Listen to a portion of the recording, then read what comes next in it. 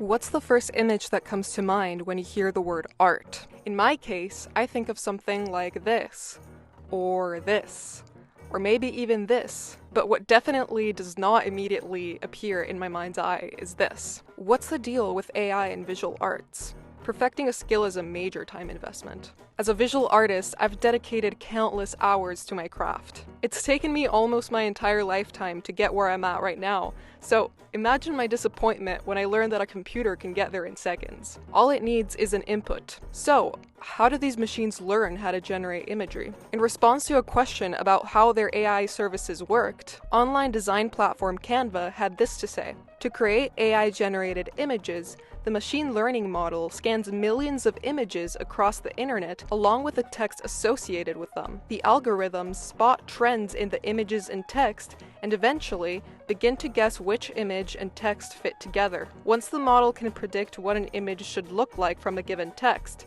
it creates entirely new images for you to choose from. So this brings up an obvious issue. Plagiarism. If an artist's work is included as training data for the algorithm, their style can be replicated by this machine. In other words, the artist would essentially be working for free against their will. In a Forbes interview, when inquired about asking for artist consent on having their artworks featured in AI datasets, Midjourney founder David Holz had this to say. Did you see consent from living artists or work still under copyright? No. There isn't really a way to get 100 million images and know where they're coming from. It would be cool if images had metadata embedded in them about the copyright owner or something, but that's not a thing. There's not a registry. There's no way to find a picture on the internet and then automatically trace it to an owner and then have any way of doing anything to authenticate it. An artist I found online whose style has been mimicked by AI quite a bit is digital artist Sam Does Arts, who mentioned this issue on one of his YouTube videos titled Why Artists Are Fed Up with AI Art. In these datasets, there exists billions of copyrighted images, of artworks, of photographs, of people, all of which was collected from the internet without the consent of the intellectual property owner. My personal artwork that I share on my Instagram page has been used to train AI models, and chances are, if you've shared your work online or even images of yourself, your house, your environment, you might have been included in these datasets. Despite the concerns of current visual artists, myself included, I couldn't help but notice how much the insult about uninspired content seeming AI generated is thrown around online. There seems to be a consensus that AI content simply has no soul. I recently came across a series of experiments documented in the peer-reviewed journal Computers and Human Behavior that aim to answer this question. Is there a common preference for human-made artwork? The researchers had three main hypotheses. 1. People will express less awe for the same work of art when it's labeled as AI-made versus human-made. 2. People will perceive the same work of art as less creative when it's labeled as AI-made. And 3.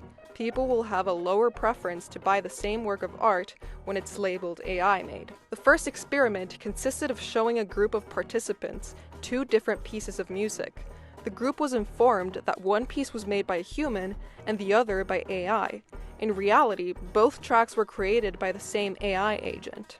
Participants were instructed to move a slider with the two pieces of music as its endpoints towards the piece they believed was more beautiful, and next, to which one was more creative. In line with their first hypothesis, the vast majority of the group moved the slider towards the song labeled as human-made, despite the songs sharing similar qualities, both being generated by AI. The second experiment sought to replicate the effects of the first, the only difference being that now, participants were shown two paintings instead of songs. Again, one was labeled human-made, the other AI-made, although they were both created by a human. The findings were the same as the previous study. The overwhelming majority of the group preferred the painting when it was believed to be man-made. These studies bring something really important to light. When it comes to art, we place a lot of value on the artists themselves. No matter how visually stunning an image is, its allure evaporates when we know it was artificially generated. There's no denying that AI technology poses a major threat to artists' potential jobs in visual media. Its ability to generate convincing imagery in a matter of seconds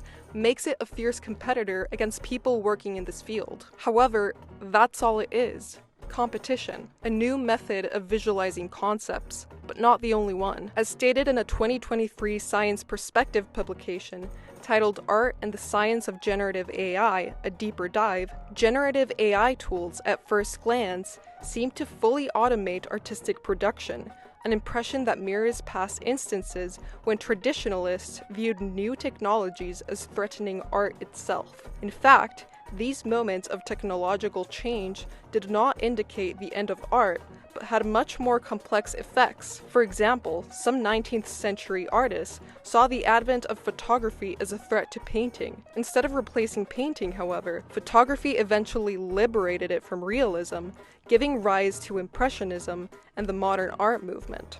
Like these historical analogs, generative AI is not necessarily the harbinger of art's demise, but rather a new medium with its own distinct affordances. When it comes to art, I believe there will always be something intrinsically special about struggle. Knowing that a piece took somebody a very long time to create makes it much more valuable, in my opinion. Even the tiny imperfections give the creation character, reminding the audience that it was crafted by a human being with a unique personality and cultural background. That's the kind of beauty machines can't replicate by themselves. So, if you're passionate about your craft, know that there will always be somebody out there who will appreciate it. Thank you all for watching.